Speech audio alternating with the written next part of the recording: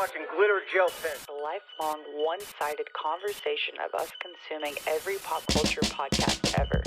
Glitter Gel Pen has joined the chat. Enjoy the show. Hello, everybody. Welcome back to Glitter Gel Pen. Episode 24. I'm Jill. And I'm Melissa. And before we get started, if you want to see Mikayla Nogueira hop on stage with Trisha Paytas and throw a chicken nugget at her, then hit the subscribe button. I would pay to see that. Yeah. And while we're on the subject of Trisha Paytas live on tour, you should click on the screen right now and watch our vlog where we react to The Eras of Trish tour. Yeah, we met Trisha on Saturday, and we're not going to get super far into our thoughts here because it's very much in our vlog. We did a whole debrief in the car afterward, but that video went up this past Saturday, so it's up now, and you can click. I'll put it in the description too, but we'll put it on the screen so that you can go and watch that. Yes. Speaking of Trisha and Mikayla Nogueira, there's a lot happening this week between the two of them. A drama I really did not see coming. Me neither. And I want to say that it seems a little pointless. I was going to say, it seems like nothing. A lot of the comments are, this could have been a phone call. Mm-hmm. But I didn't know what was going on until I started seeing the backlash from it. So, I didn't even know the thing about Mikayla's original post that started all the drama. Mm-hmm. So we should watch what her story is and see where all of this stemmed from. Okay. My husband Cody is in rehab and I am ready to talk about it. Cody's story is not mine to share, but he has given me his blessing to talk about it today. I want to start off by saying I am incredibly proud of Cody. It takes an immense amount of courage to give up your will and enter treatment, and I could not be more proud. As many of you have noticed, for the last several months, Cody really has not been around, and now you know why. A lot of you have put two and two together.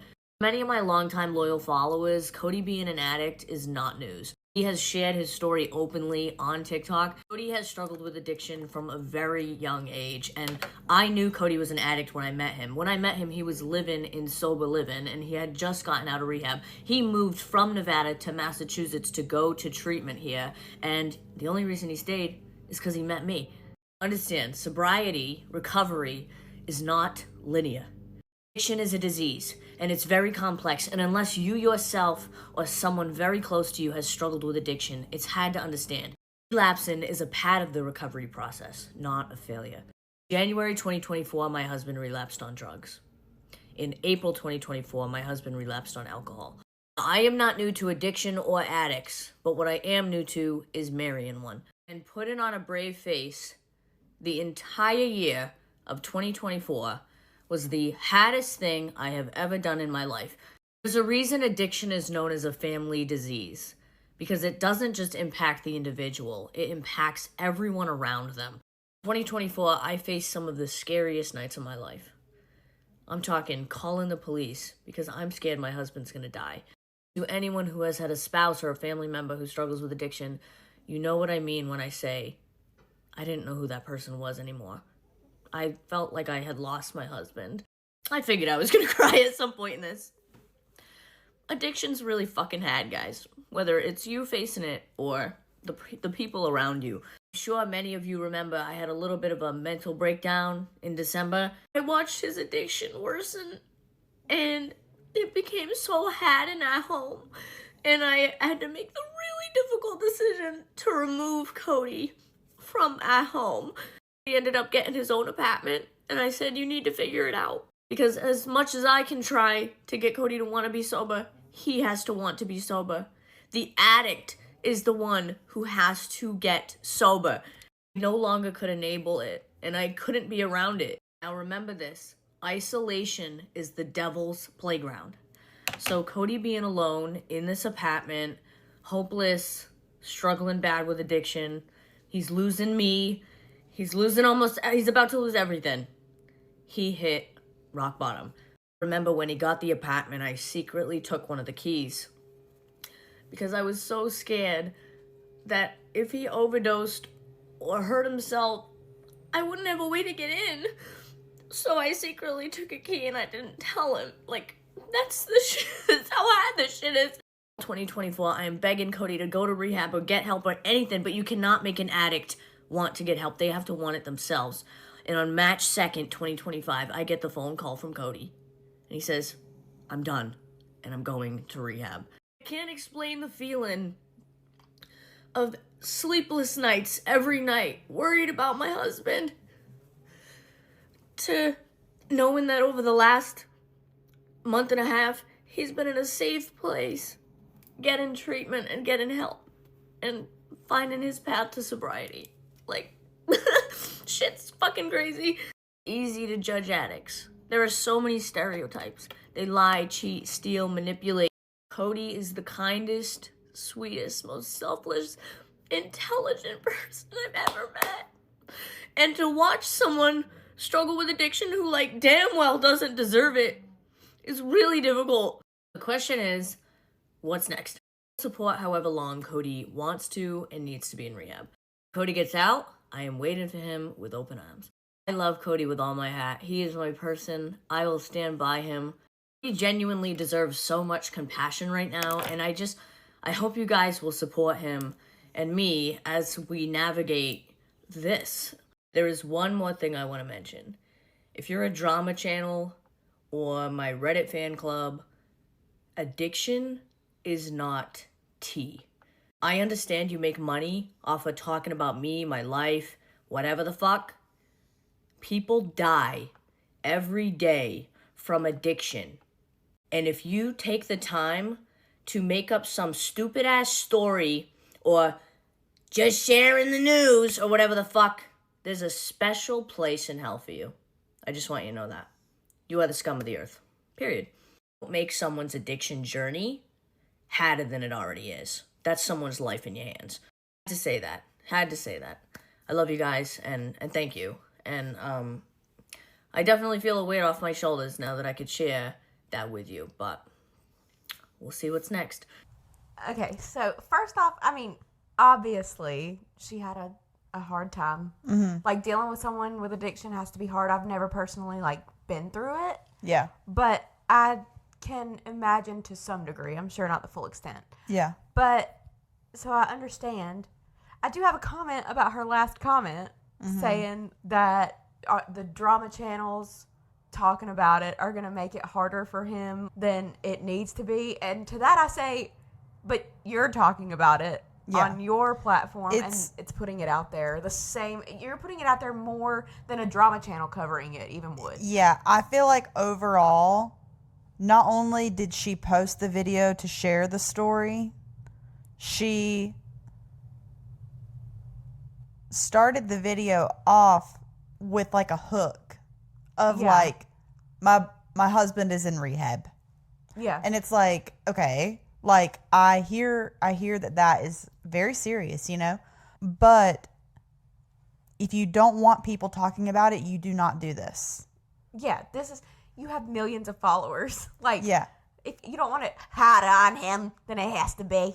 Then, then like, don't post about it, period. Also, she has a hook and she has product placement for her own products front and center. Yes. And this reminds me of when Brianna Chickenfry and Bryan broke up.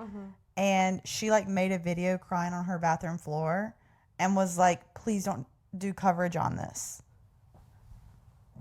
You're putting the news out there for it to be discussed. And Mikayla, no offense, but how big would your career be if drama channels didn't cover your happenings and things that were going on with you? That's what keeps her relevant and keeps her, what is the word I'm looking for? Like the price of her brand deals and everything so high because people are talking about her. Yeah.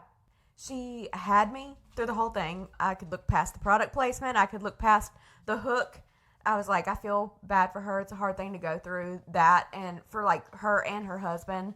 But it was the last part about like, if you're a drama channel, don't talk about this. I'm like, they don't even get as much coverage as you do on your initial video. So, you know, that just is what kind of killed it for me there. And it also could give like, drama channels don't cover this, people don't talk about this, so that people come to me and watch my video and watch my product placement for the information. It's like, I get that it's her story, his story, their story together and what they're going through, but it's also like just kind of cash grabby. Like, yeah. kinda... And it was Oscar that said it, and I agree with him. Like, I thought the same thing whenever they were talking about it, which we'll show you guys that in a second. But Oscar was saying, like, I might take this more serious and be like less inclined to speak about something if you weren't like doing your makeup or like using your products or making it feel like you were promoting something, and like it was almost feeling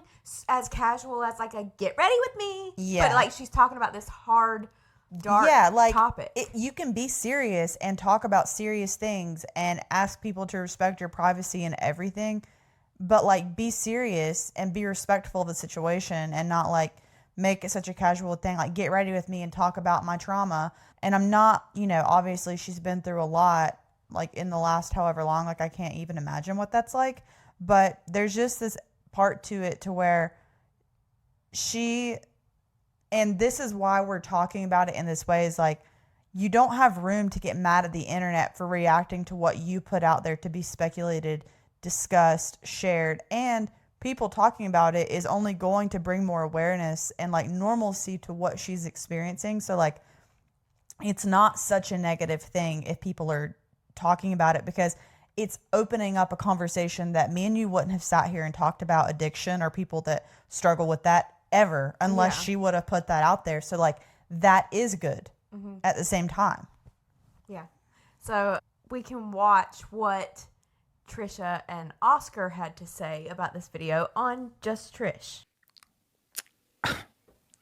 I sympathize. I like totally sympathize, and but it is the only off-putting thing was like waiting until you have the skincare line and then doing the get ready with me and then using your own products and then making sure the label of your products is front and center. Like, it wasn't even like I could tell it was purposeful that the label of her products was literally like centered, because it's like a spherical thing. It could be tilted a little bit, but she made sure the label was like not covered at all and like facing the camera. Yes. And it was so like right in my face. That's literally the first thing I noticed was like her using her own product. And also the product placement was just like off-putting, talking about something that is like so serious. I think also because Mikayla is someone who is very influencer. Like, she is like a stereotypical influencer, So it would have been nice to have like a genuine like connection with her where it was like no other things They going couldn't on. see the products in there. Yeah. Okay. I haven't seen that take. Refreshing. I even sent it to Moses. I sent him a screenshot. I'm like, oh, this is crazy. I didn't even know. I didn't even notice it. Yeah. The other thing too is like she was a little bit like screw. That's why like you hate her speculating on whatever. It was almost like a gotcha. I was like, oh, see, this is what you get for everyone who was like being nasty to me. I see. But she was also, she was the one making the TikToks on Being sad in bed, no Cody next to her, eating the McDonald's, the crumble. Like, she was the one making content around it. So there's some stuff where it wasn't the most genuine, which was like a little disappointing. But I do think the message was at least still good. I didn't think about any of this. Wow. I was like, wow, that's sad. And I even said in mine, I was eating some pasta in my hotel room, and I was like, damn, y'all should feel really bad about this. And she does get a lot of people who just hate her, and it's like, hate her just to hate her. Yeah. I do get that. That's sad. But then there is, if you do like troll a little bit too, then aren't you kind of inviting some of that in? That was like my only like pause. I was like, well, you did really go hard, making us all like think something was wrong, like you were getting a divorce or something. Because as a passive Mikayla viewer, I never would have thought anything if she wasn't sitting there making the TikToks alone in bed being sad. Right. Because we talked about her and that kind of thing. Yeah. Serious, like, understand why people are upset, especially if you're like a follower or a fan, but it's like overall like not that serious. That's true. And people go hard. Like, they are like unfollow, can't stand her, like turn against her. Like, damn, it's kind of scary. Yeah. Because it is one of those things, like, how do you talk about it?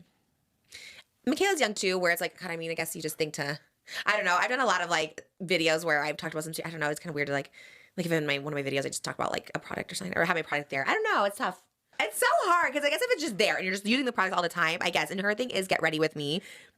Yeah. But I think she's always been a businesswoman, and she never was like that influencer that you get to know like on a personal level. I think people disagree. I think they think they know her. She always been like, it's business, and I'm going to sell you something, and I'm here to sell something. But she talks about her personal life. Like, but like, let's say, okay, she knows she has a big story. She's going to talk about him. It's going to get millions of views. I'm going to put my product in there. Like, everything goes around, what am I selling today? And, is it the sponsor post? Is it my product? Is it... That might be a hot take.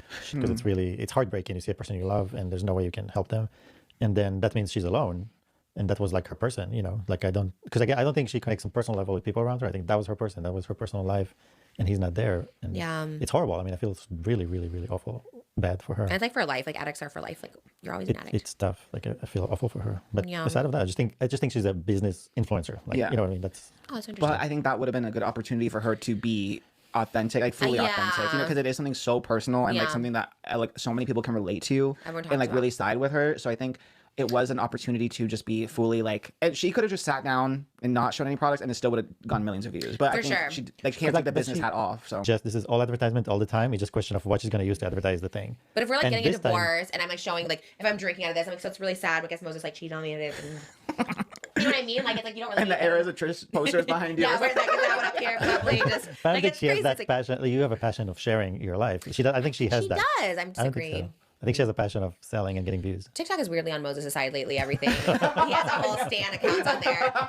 So their reaction, I thought, was fairly neutral.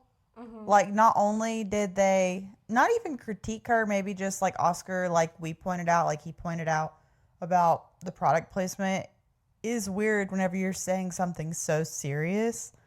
But at the same time, Oscar is saying, I do understand that she gets hate for no real reason. Like, people really just hate her. And she trolls and plays into it. But at the end of the day, like, you know, she doesn't deserve, like, all the hate that she gets. But to me, their reaction on the podcast, like, everybody has a little bit of a different take. Everybody watched it differently. And, like, I feel like all feelings as a viewer were represented in that room. And I feel out of everybody, Trisha was kind of trying to shut down, like, whenever Oscar's like, you know, there's a product placement, Trisha's like, I didn't notice that. You know, she's Yeah. like, she's kind of defending Yeah. the whole thing, you know, saying Yeah. like, well, she makes personal content, and then Moses is like, no, I think that she's like a businesswoman, and everybody knows that. You know, she's kind of defending Mikayla through the whole thing, I feel. And she's even saying, like, her thing is get ready with me, so why wouldn't she, like, share a personal thing while doing a get ready with me, which I, like, understand that take too. But we're saying all this about their reaction because this is what Mikayla responded to this Just Trish episode with. My day just got ruined. Can I rant for like 2 seconds? Okay, I grew up a huge fucking fan of Trisha Paytas. Like, huge fucking fan, okay? I've been with Trisha since she started on YouTube, and I have tickets to see her show next week in Boston, and I'm like so fucking excited. I just saw her take on my situation with Cody on her podcast, and it crushed my fucking soul. It crushed my idol mega fan soul. And now I'm like, do I go to the show? I don't think she likes me. My hat's beating out of my fucking chest right now. I don't know what to do. Her take was obviously an opinion. Everyone has them, but the take sucked. That they think that way, and yeah, ruined my day. This is so extra, I feel. It's so dramatic. I'm like, why even comment on their take? Yeah. She's acting like they were like, why would she ever share this? Like, she just is so money hungry and she's crazy. That's the way she's acting right now. And it's like saying, I'm seeing Trisha, girl, just ask Trisha if you can go backstage and hang out with her. You don't have to do this. I know. And I had a couple of thoughts, like, hearing that. It's like, one, I think that her day just being ruined is dramatic because no one said anything, like, especially if you're referring to Trisha Paytas specifically, because, like, sure, Oscar might have critiqued her a little bit, but, like, if you're a fan of Trisha, Oscar is, like, I love Oscar. He's my favorite part of Just Trish, but, like, he's just Trisha's sidekick. Like, Yeah. what does that matter to you, Mikayla? You know, like, and he still supported her at the end of it. But to me, the problem comes in where she doesn't want people speculating and making reactions and making whatever. Then don't post that. Don't react to a channel discussing you, especially if they weren't really doing it in a negative light. And it's like, maybe she's mad they discussed it at all because she asked people not to.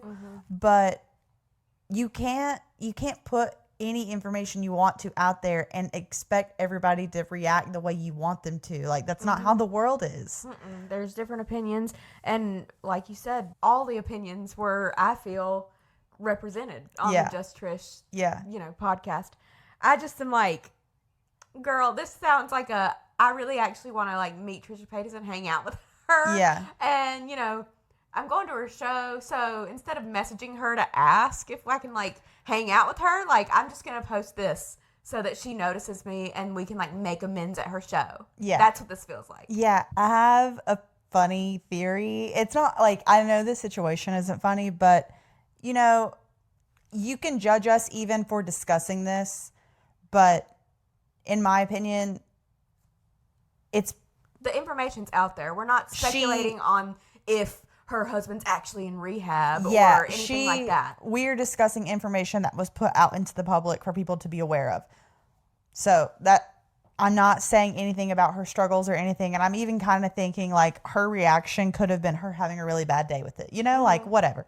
My new theory that I have is I don't know if I can see Mikayla because we just went to Just Trish on Saturday. You saw how many people were there. Yeah. It's kind of crazy in that room. Everybody in there would know who she is. Oh, yeah. I do not see her having tickets for a show, even in California, and like going. Like just being in the general I population. I do not believe that she has tickets to see Trisha Paytas. I don't believe it. Like, I'm like, you, Mikayla, who is a podcast mutual, basically, of Trisha, you want, like, not only would having Mikayla Nogueira in the crowd completely distract from Trisha being on stage, because Mikayla has her own fans. Like, people might hate her, but there are people that are obsessed with her. Oh, yeah. And she would have been being bombarded. I'm like... It would have been Tana at VidCon Part 2. Exactly. So it's like, I just don't know that I could see her buying a ticket, because if you're really a Trisha fan, it would take away from Trisha, and you would just let her know that you want to go to a show, but like, and you wouldn't do it in a sense that you want to get a free ticket, but you would do it in a sense that you don't want to take away from Trisha's moment and like let Trisha give you a seat and give you treatment that's not going to distract all the guests from Trisha to Mikayla. You get what I'm saying? Yeah. It like literally instead of buying a ticket, she could have messaged Trisha for sure. I don't think she bought a ticket. No. Post them. Let's see the receipts. Oh, God. I'm trying to be so sensitive to this because I'm like, this is just, it's a touchy subject. But it's like the thing that's the dark topic is not even what we're discussing right now. No, I that's get not that. what we're Yeah. discussing right now. And- we're talking about her and the way she's like reacting. Yes, it's her posting again to keep the conversation going about people speculating about something she released. And I'm like, I'm not even... That's like us putting out some like deep cut crazy information about ourselves. Like if we had millions of followers and we put like crazy information out and then we're like, but listen, this is like, it's kind of like a secret. It's like, Yeah. it's like she's Hannah Montana in the Hannah Montana movie. Please be Hannah. We'll keep your secret. It's like, what? Well, it also gives me, not that it is the same thing, but it's something traumatic and very personal to Mikayla, just like it was personal to this girl. Rosanna Pansino posted a video that said, "Smoking my dead dad," and then she got mad when people discussed it and like said that a YouTuber smoked her dead father, even though that's what she literally used to get clicks. And like, Mikayla is not stupid. And she's also not an influencer known for being like the most genuine. So like her doing this, she knew what the reaction would be like. There's no way. There is no way. Especially with all the speculation pre-making that about Cody being in rehab. Everybody had been like, why are they not together and this and that. Yeah. Speculating on everything. She knew what was going to happen.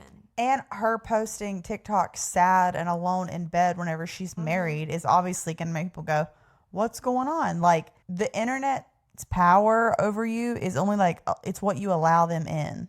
Yeah. I was listening to these podcasters. It was Evolution of a Snake. And they were talking about how like, well, I told you I felt attacked by them already. These people are people we've listened to for a couple of years now, and they don't discuss themselves at all. They discuss like pop culture. They discuss Taylor Swift, and they were like on their Patreon, or it was one of their episodes, I don't remember, but they were like, I don't feel like our fans have a weird parasocial relationship with us where they feel like they know us, even though me and Jill definitely feel like they are our friends. Yeah. But he was like, but it's because we don't let people into our personal lives at all. And if they do, it's like behind a paywall. And they're not like Tana fans or people are in there to get the tea and then share what they saw behind the paywall. It's like, it's just a different kind of community.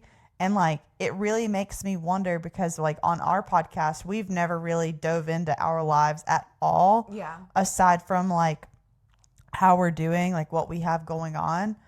And it made me like really think about it because that's not information you can take back. Yeah. And it's not like something you can get back once it's out there. And so like Mikayla choosing to upload that TikTok and like I would feel very weird like doing a get ready with me and putting on makeup and showing branding while discussing something like that. I would. And I think it would even be different to me if she uploaded it and then 10 minutes later she deleted it. And then now it's all over the drama channels and everybody's talking about it. Yeah.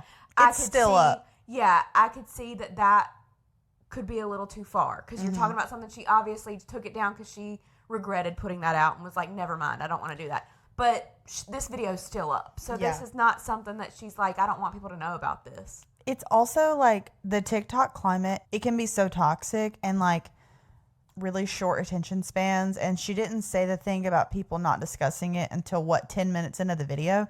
And like the very beginning thing, that was the biggest thing that threw me off the first time I watched it. Cause I was like, she literally just used a hook to get people interested in the video to make them want to watch it. Whereas like if you were really discussing a serious topic with like intentions to like spread awareness or, okay, maybe, this is what I assume people would do if they were trying to spread awareness or just tell a story or whatever is like, you put like a warning that like, hey, I'm about to discuss like some really like personal things, like maybe a trigger warning. Maybe I'm about to be discussing addiction. A lot of people have been asking where my husband is. He has admitted himself. You don't start off by saying my husband's in rehab. Yeah. Or whatever her accent is. Like I really can't do that accent, but like that's just not how you start that off if you're looking for sensitivity. It's just it just isn't. Yeah. But we've seen Mikayla's reaction. It is now time. We're in some weird inception right now where it's like Mikayla's reacting to Trisha reacting to her. Then Trisha's reacting to Mikayla reacting to Trisha reacting to I know it's so much, but we wanted to like give y'all all of the video context just so that you can like see exactly what we're referencing. And a lot of these I've like saved to watch until now because I was like, I know what's going on and I know the gist of everything, but like there are some things to like unpack within all of this. But we'll discuss it like in summary, like at the end. So Trisha's video is 8 minutes long, her response. Okay. But the beginning, Oscar discussing how Mikayla had her products in the video. Like, just think about that as we watch the beginning of Trisha's response. Okay.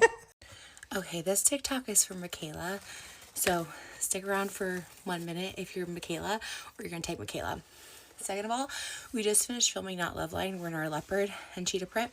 And we were just talking about this Saint Laurent bag that we saw Jaclyn Hill unboxing. And we're like, it's really cute, but is it cute for $5,000? And I was like, I don't know. I really kind of want to buy it. Anyways, I come into my closet to film this TikTok for Mikayla. And I see this like Saint Laurent bag just like up there with like a purse in it. And I was like, what? You guys, I think I bought the bag literally in my sleep because I have no recollection of buying it. So Tana, if you're seeing this, I have the bag. I was actually contemplating like buying it after we talked about it because we both saw the bag. We're like, is it worth $5,000? That bag thing, sometimes I'm like, Trisha is so out of touch. Did you hear what all she said? That she found the Saint Laurent bag and it was $5,000. And it was brand new and she forgot that she bought it. Yeah. Well, hasn't she said she has like a shopping addiction or problem or something? Yeah. She buys a lot of stuff. Listen, you make money, buy whatever you want with it, but you can't like sit around and judge people for like other people for going, because I feel like she's been so hard and critical on like other creators who have like gone and like splurged and like done a lot of extravagant things. And even on a recent episode, I heard her talking about how they like got a private jet so that they could like go to a casino or something. Yeah. Because it was like it was something where they couldn't fly commercial, but they really wanted to go to this resort, and it's like, yeah. She also, to me, has some Shane Dawson syndrome, you know, where she'll talk about other people being so rich, like on her podcast, and she'll be like trying to play it like she's poor. She's like, wow, it must be crazy to like have money like that, you know what I mean? And it's like, bitch, you do have money like that. What are you talking about? Rich. She is rich. And I heard her, and I think it was on Just Trish, but they were talking about how like they have one of the biggest Patreon accounts.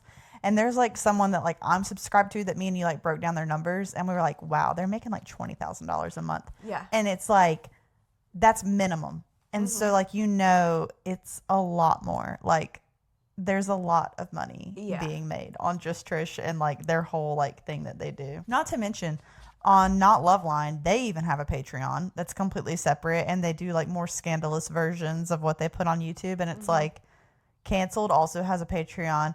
Jeff has his, like everybody has this like tier you could pay for, but like Trisha has like 3. Yeah. It's like, I know she's got bank. For sure. And the merch at her shows, it's not cheap. It's like concert. It's like $70 for a hoodie or something. Like it's like concert, like highly priced items.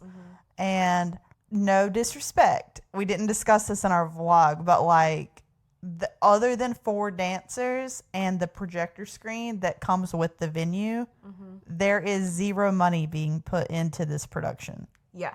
Like, sure, paying people to be there and work with you and the dancers. And your costumes. But that's it. Like, y'all, the stage was blank. Like, it was a blank slate. Nothing on there. There was something. Yeah.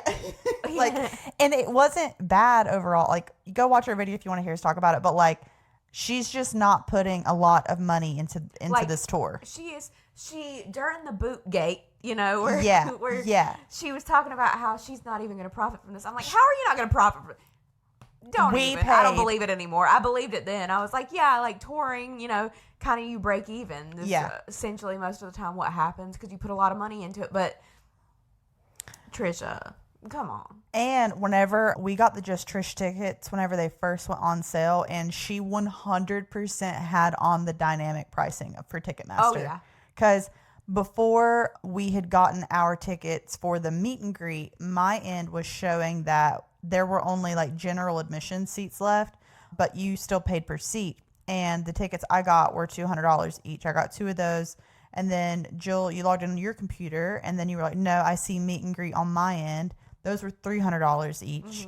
And then afterward, like the day before, a few days before the show, like $80.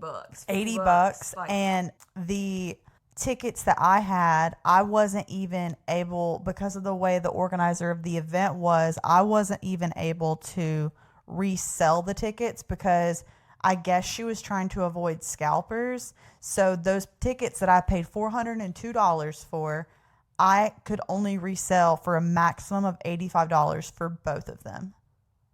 And I got that money back on my card today, and it made me sad. I was like, I paid $315 for what? So Trisha Paytas is not poor. No.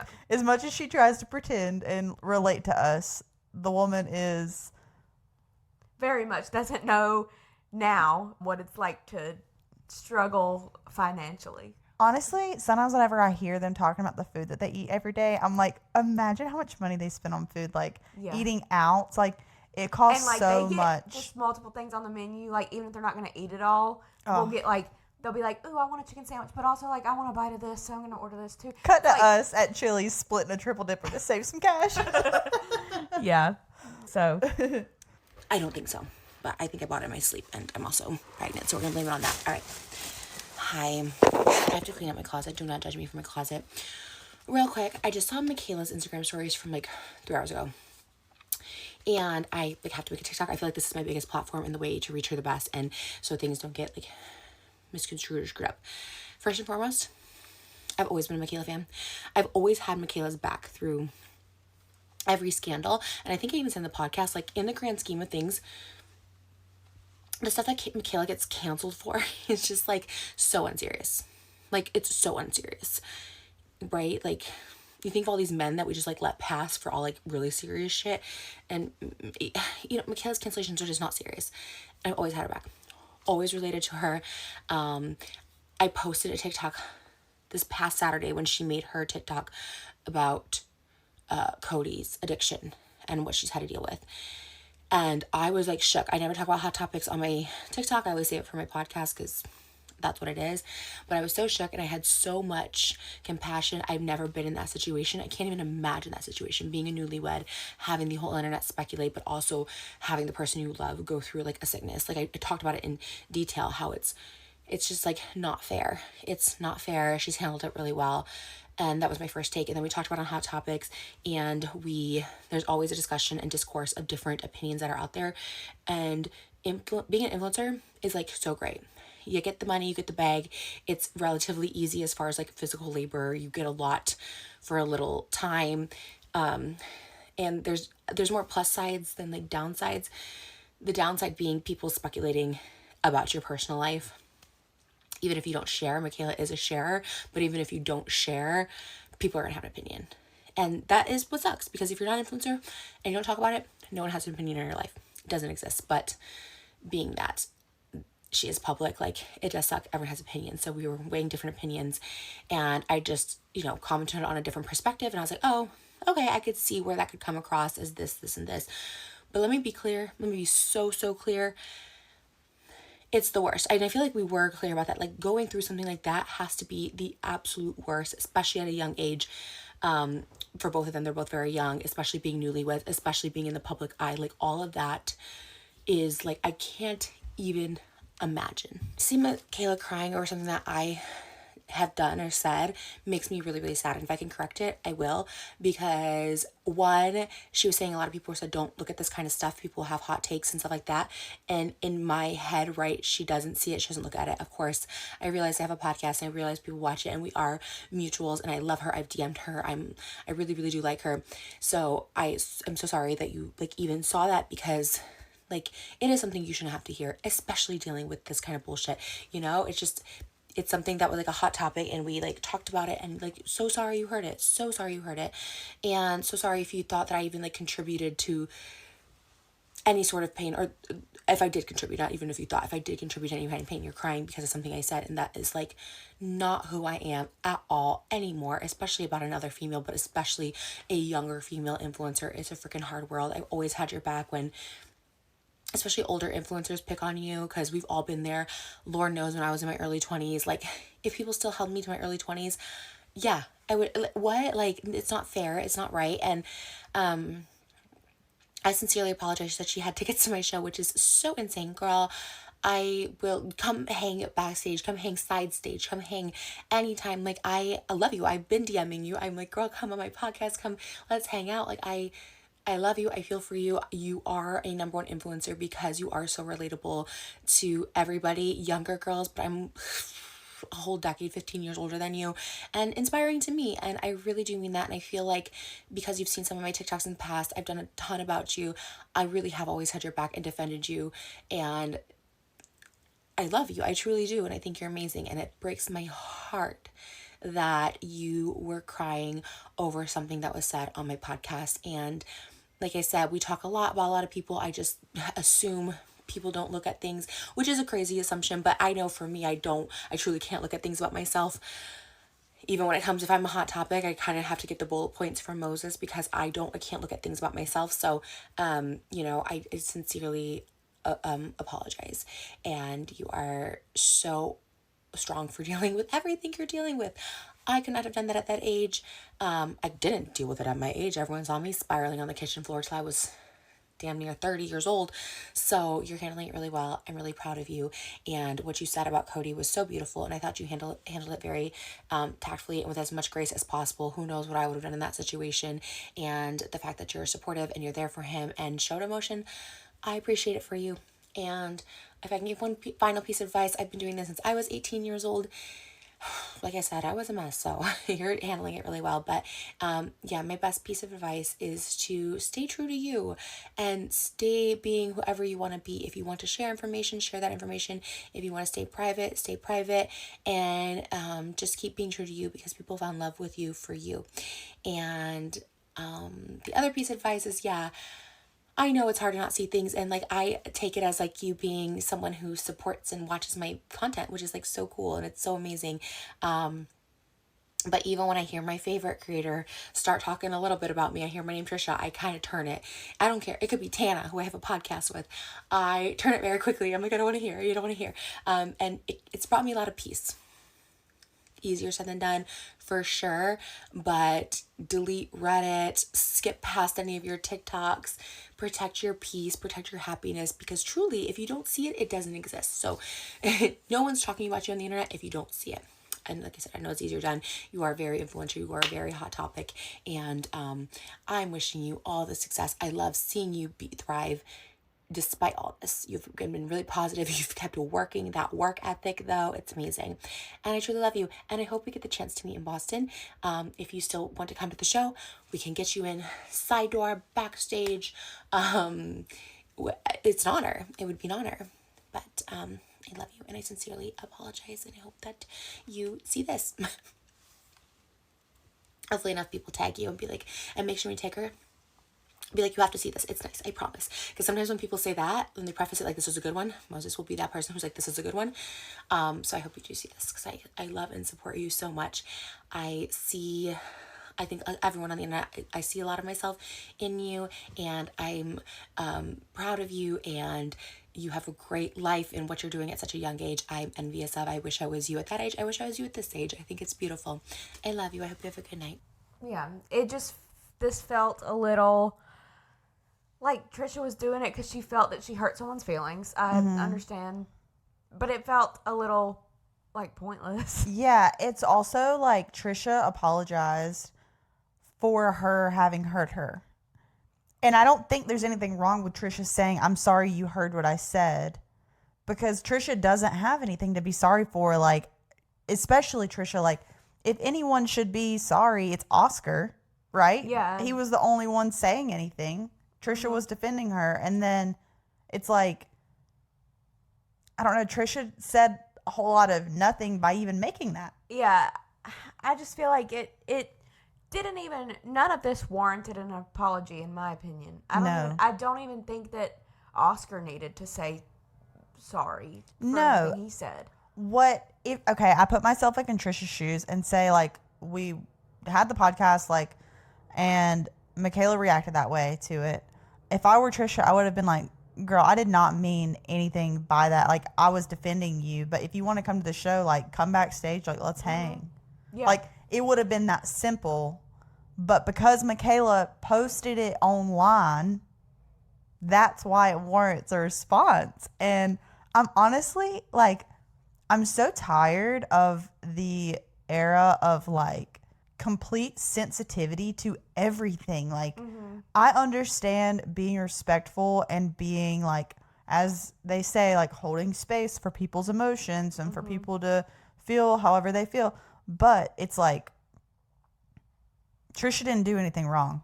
At some point, people aren't going to even be allowed to have opinions anymore. No, it's not. Because those were not harsh opinions. No. They were not, like, talking shit about Mikayla. They were just voicing their few opinions they had on the video. And just voicing a reaction to something that was made public by a public person. That some would say was made for a reaction. Exactly.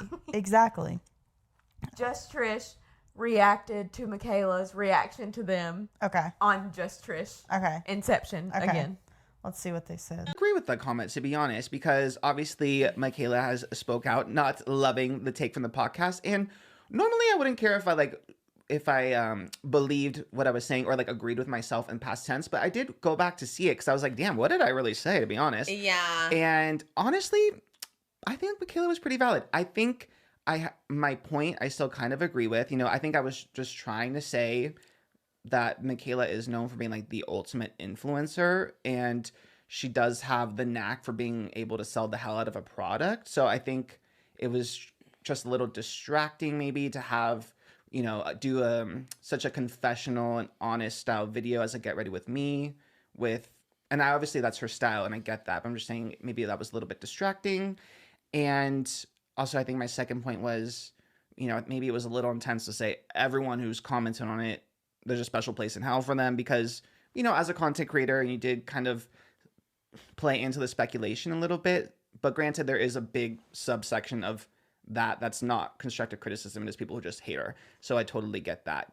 And I think those are fair points, but I think my delivery was just like so intense. And like, I think I came across very judgmental and insensitive and that like was not my intent. But I think maybe I was just too emotional that day, to be honest.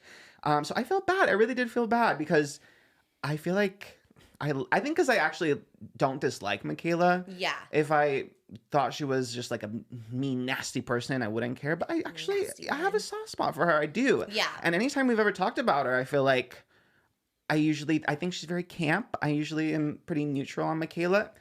Mascara Gate, kind of camp. Even when she was like, you tried being an influencer for a day. I think I understood her point. Delivery was a little much, but I understood her point. Yeah. So I've never really had it out for her.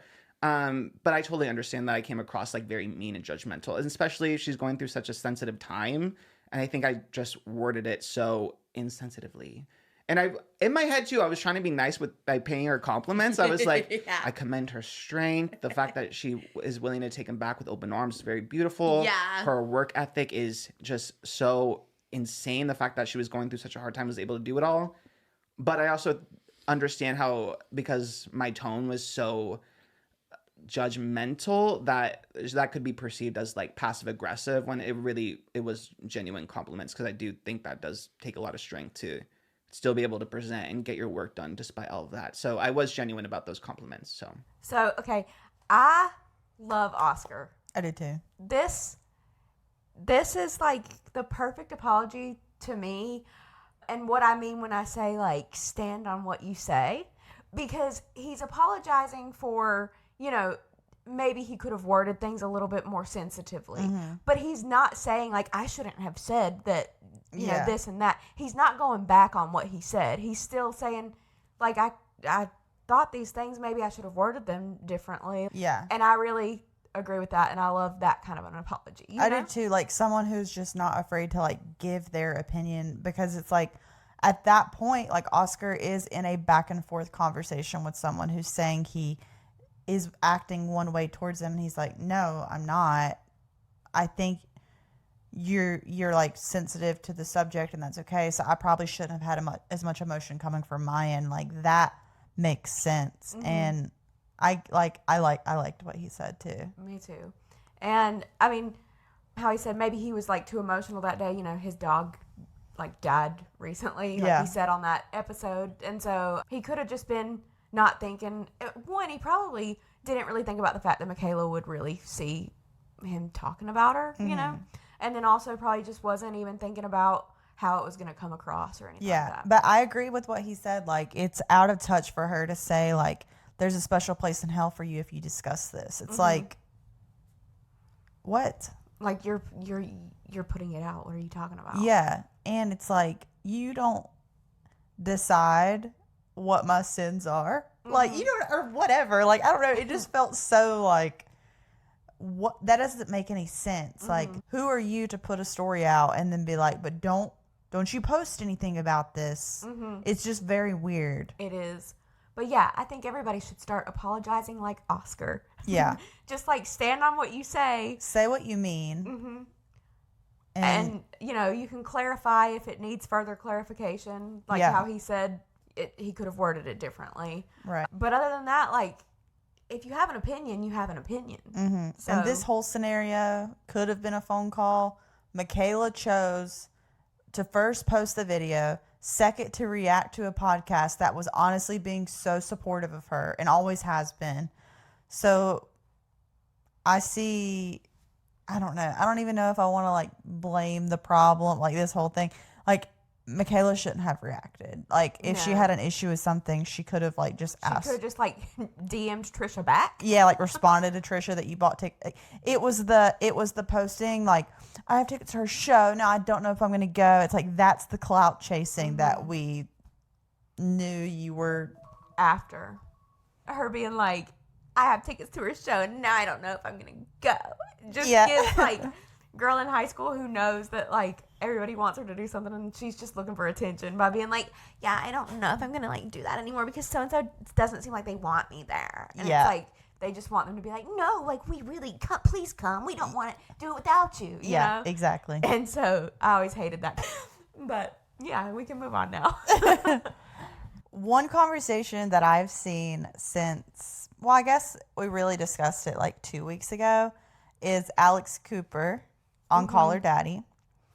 It really got me thinking after I saw some of the reactions to the Chapel interview. The Chapel Roan episode. Yeah. If you guys want to hear our original takes on the Chapel Roan interview, I'll put a link on the screen right now. But I was listening to, honestly, like 3 different podcasters that I listened to. They talked about her, or YouTubers, whatever. They talked about her, and I didn't realize how much people hated the way that she does her show. Me neither.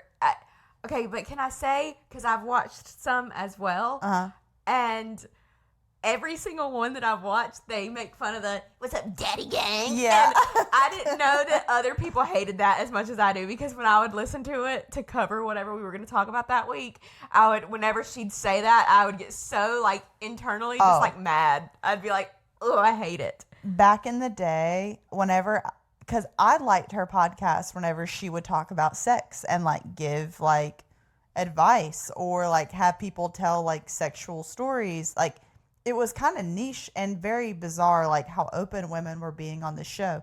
That's how the show got so big and blew up. The pivotal moment that I remember was when she got Miley Cyrus to do an interview with her. I mean, that's crazy, to get Miley Cyrus to sit down for a podcast, but she's always been so open sexually about, like, she's just not, I just feel like Miley is so like authentic. So she went on the podcast and it was pretty organic, and like she talked about sex and stuff, like, which is crazy whenever you think about like a celebrity of that like stature doing something like that. And then like fast forward to now, you've got Kamala Harris on there. Yeah. And like that whole episode was like advertised as like some tell-all crazy and exclusive interview. And talking about reproductive rights. And I like was super interested to hear it. I was like, oh, this could be interesting. Kamala Harris on a sex podcast to discuss whatever, like, and it was the most boring interview. I'm telling you, I made it like 10 to 15 minutes. And like having Kamala Harris on a podcast that's what it brands itself as should have been entertaining from the beginning to the end. Like, not that I expected Kamala Harris to go on there and like discuss her favorite sex position, but she is a woman running for president. Like, it didn't have to seem like it was we were watching 60 Minutes. You know what I mean? It was so bad. And I'm sure, I'm Barbara Walters. Yeah, I'm sure that like they have pre-approved questions for scenarios like that. Another time that I remember Alex Cooper, she basically like advertises this stuff like it's about to be this big expose and blah blah blah. The best example I remember is, I remember as a Swiftie, we were shaking in our boots for John Mayer's existence whenever Speak Now was about to come out. Yes, we thought there was going to be some hard-hitting, crazy stuff in there, and it was nothing.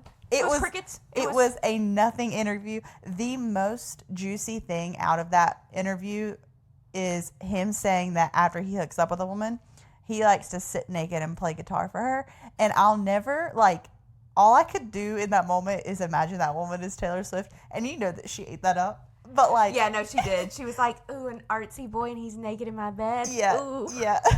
But I remember she did that freaking John Mayer interview right before Speak Now was coming out. And I was like, oh my God, this man is about to tell his side of the story.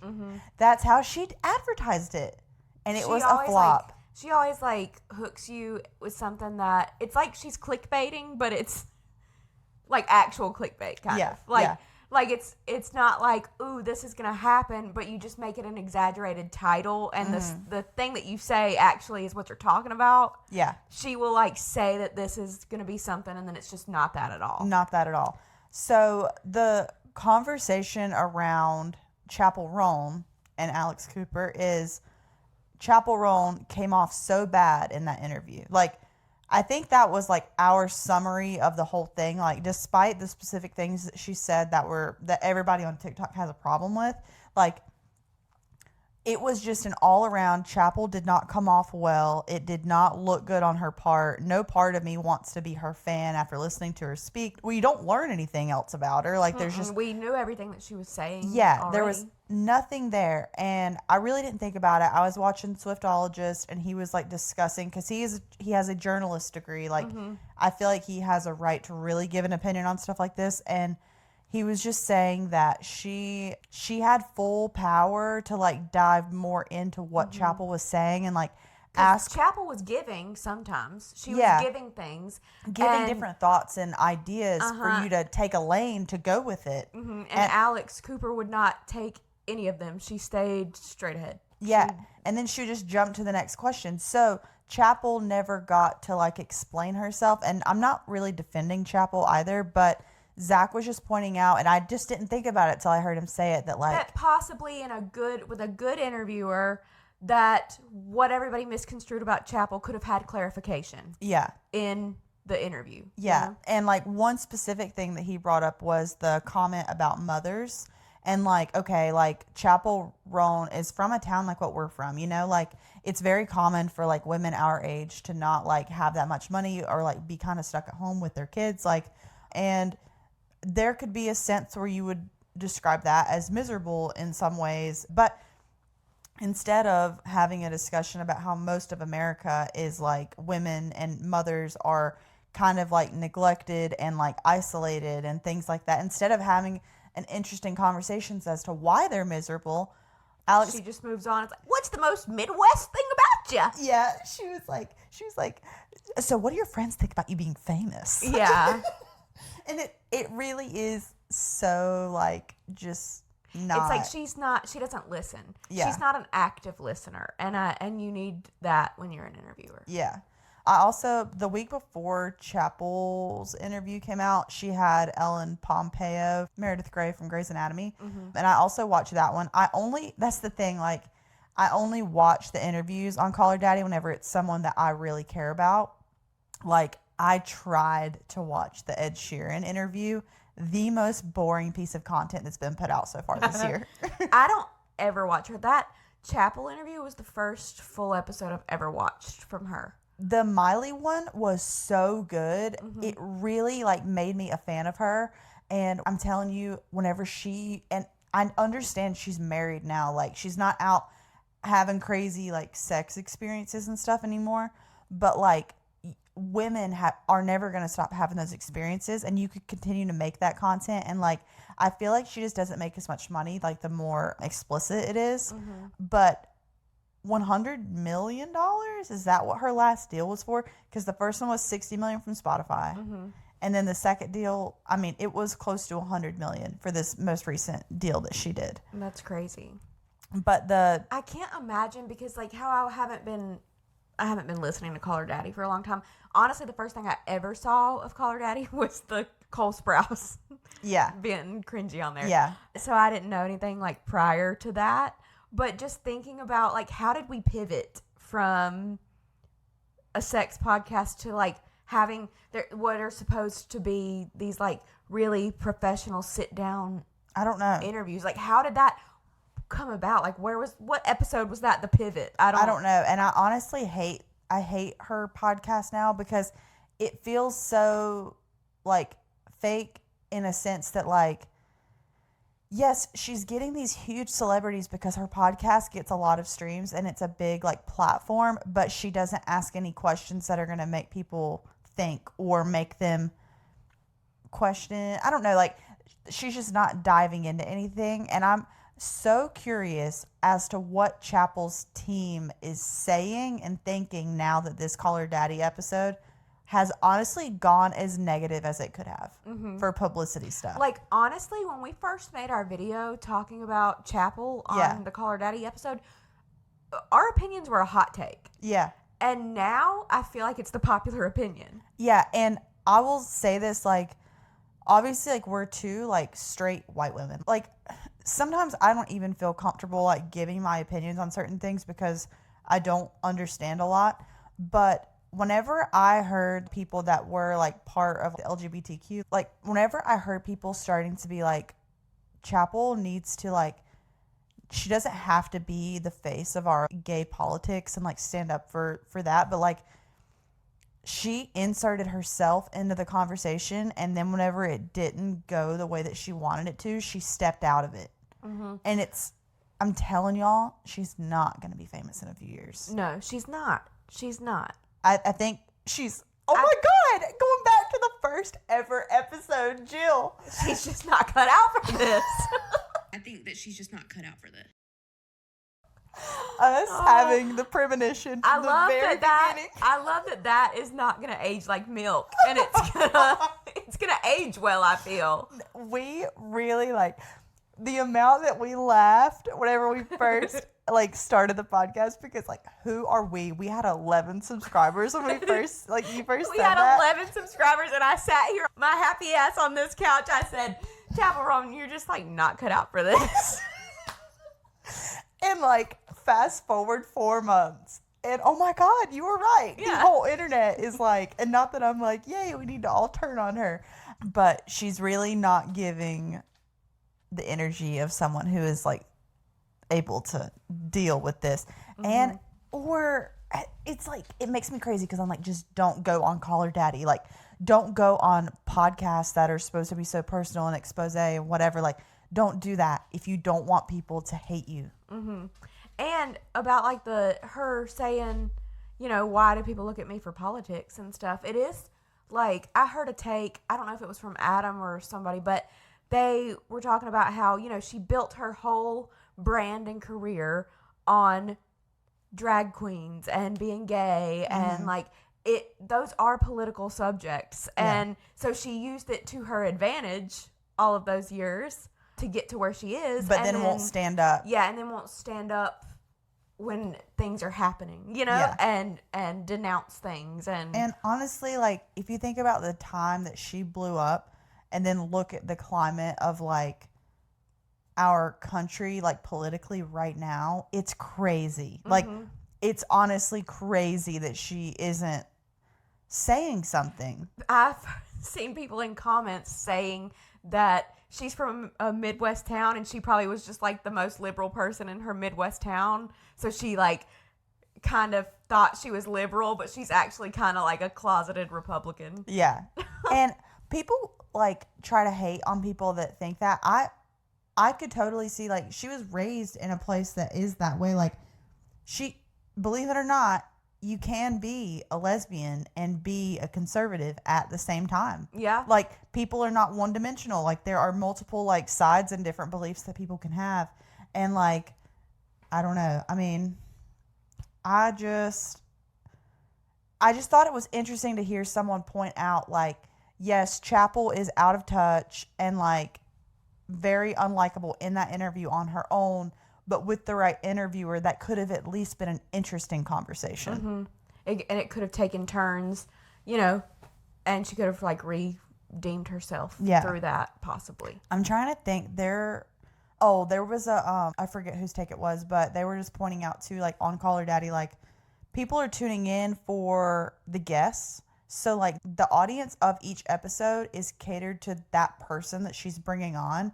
So, like, you've got, like, Alex Cooper telling, like, Ellen Pompeo, like, I'm the #1 Grey's Anatomy fan. And it's, like, it dilutes because she does that for every single person that comes on there. And that she kind of wants to be friends and wants them to like her. Like, through, like, after the interview. It's, like, as if she wants them to want to like go get dinner with her sometime or something instead of doing her job.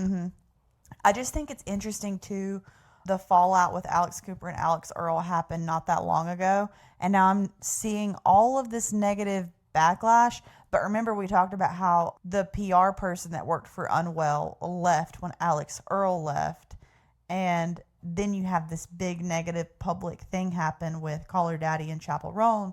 And I've also seen people talking about how her husband, Alex Cooper's husband, like, she portrays herself as this feminist and like she stands up for women and blah, blah, blah.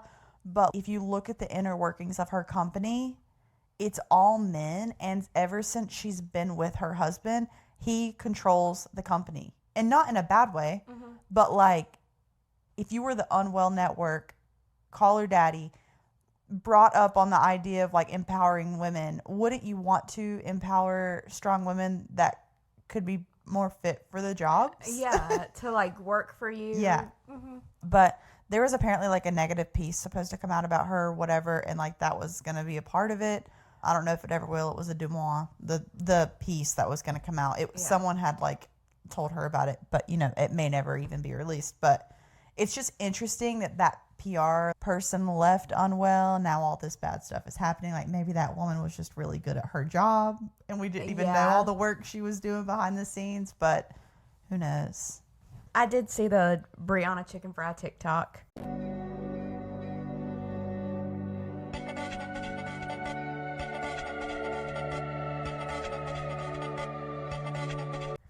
Yeah. When she posted it, and I was like, dang. But also I was kind of like, we been knew. Yeah. We been knew that Zach Bryan is a flop man. We knew that he cheated, and like I think I just saw a report that he has a new girlfriend. And it's like, you want to go tell her, run. Get out of there, because he hasn't changed. No. He hasn't done any self-reflecting. All we've seen are random videos of him on like glasses on Meta, like getting mad at people for like wearing Meta glasses around Trying to pay him. people off for things like that boxer, you know. Oh yeah. Like, pay him. Let's try to pay Bree to keep her mouth shut. Let's yell at this guy with the Meta glasses. Like, he's not a different person at all. It's crazy to think that all happened in October, November. Yeah. That doesn't feel like that long ago, but it feels like so long. It really does. I don't know if it's because like I've never like covered stories every week, like Hot Topics and stuff, but that whole scenario feels like it was forever ago. It does. It feels like it was over a year ago, I swear. It's not even been 6 months. And like Brianna has a new apartment. He's got a new girlfriend. We've got some more expose coming out that he cheated with a married couple. It just keeps crazy. getting juicier. But Zach Bryan, we don't wish you well. Nope. Okay, so there was a video, and I don't think this is like super new. I think it happened like a couple weeks ago. Okay. But it is a video of Logan Paul, and there's a fan who comes up and asks him for a job, okay? And we're just going to watch this, and I just want to know your thoughts. Okay. I quit my job legit 2 days ago. I came up here, took a risk. I'm originally from Ohio. Did you sneak up here? No, I didn't sneak in here. I didn't sneak. What do you mean sneak up? Like on stage? Or you just like? Yes, I did. It's one of the sneak I'm videos. sorry. I just. Did you print the ticket and stuff? No, like, I just needed to talk to you. I'm trying to talk to your brother. I'm trying to talk about business. Trying to get a job. Like I want to do media. I've been trying to get. What are you good at? I was 70 dances. I did like What's that. your TikTok I did that video. You know, like going like that. Yeah, you know. Oh, so you really got what it takes. Yeah, I don't. Then why would I need a mentor. job? Well, why would I do that? I want to be like. I'm 22 years old. I'm just trying. I bet I can't be a mentor right now, right? In my life, I'm a fuck up myself. I need a mentor. You know what I'm saying? Like I need connections, and you need people be around you, right? No, I didn't have connections and people around. I have Jake. That's it. Do you have a brother? Do you have people? Friends? I don't. Friends? You got friends. You got amigos. I don't. You don't have friends? I don't. I swear to God. I'm here by myself. Where are you from? I'm from Norwalk, Ohio. You're a good-looking guy, bro. You have friends, bro. You're fucking lying. You have friends. Go make content, do stuff with your friends. I'm glad you quit your job. It takes balls to do that, bro. But like now you gotta act. Try to make a step. I'm not, media. But I'm not the guy directly. You're the guy. No, you're the guy. No, bro. My team is this. Relax, bro. Relax. I'm not the guy. Like life isn't about handouts. You know what I'm saying? I know. I'm not trying to get a handout. I'm not trying to get a handout. What are you trying to do? I'm trying to work hard for a little money. No money. I don't know. I can get a job somewhere else. All I want to move to LA. And I want to be able to be part of it. Look, I have to go. If you really are serious about it, bro, you should move to LA. And just like you approached me, start making connections with every single person in LA. I'm serious. That's it. I've always said this. If you're charismatic and you can talk to someone, you can make it in LA. Yes, sir. Yeah, that's my advice. How awkward is that? He handled that really well. He did. And homie, the fan, was not doing himself justice at all. No, He was I could like, tell "What he are was you-" nervous. Logan was like, "What are you good at?" And he's like, "I mean, I the TikTok, the dances. I make the dances." Like, it's like, what? Oh my god! I've never seen a video of Logan Paul and been like, yeah, he kind of looks good in that video. I'm like, okay, but no, I think Logan is right. I believe that if you are charismatic, I think you can make it in LA. Mm-hmm. I think that maybe homie should have kept his day job before doing this. I don't believe that he actually quit his job. I feel like this is like a reactionary clip for sure. But if you really want, I feel like this video, it got a lot of views and everything. But if this kid could find a way back into Logan's life 3 to 5 more times to be like, I'm still unemployed, I want to work for you, I bet something would happen. And maybe if he like worked on what he was good at, you know, Yeah. like think about it. Pitch yourself. Yeah, what are you good at? Give him a Think about USB it. drive with the best video of everything you can do. Get somebody to, if you're good at dancing, get somebody to film that. Just have a clip of him double dutching. Yeah. Oh, but yeah, I thought that Logan handled it really well, and this was just a funny clip to me because it's like I just can't imagine this is like secondhand embarrassment to me to watch this for the first time. But like I said, I do think also like I don't know, you can tell that Logan kind of knows where it's going. Yeah. Whenever he's like, yeah, I mean, I need a job or something, and it's like Logan's like, oh man, here we go.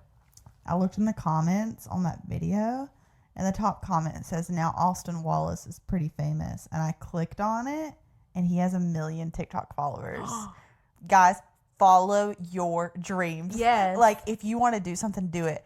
Like, we were 4 months ago sitting on this couch saying Chaperone didn't have what it takes. And now she is, like, kind of publicly flopping, and we have over 200 subs. Like, you know, we're growing every day. It's actually, like, crazy. I mean, that's, like, I know in the world of social media and YouTube and stuff, like, right now we're sitting at 234 subscribers. And, like, but we've gotten the last 40 subscribers in, like, a week and a half. Yeah.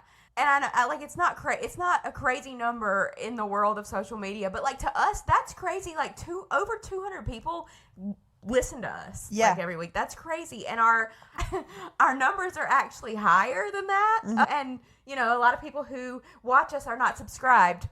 So go subscribe right now. 500 please. of you are not subscribed. Yeah, we have like over 500 returning viewers that watch us regularly, and we only have 234 subscribers. So where you at, the other 250 or so? Like Jill said. Subscribe, baby.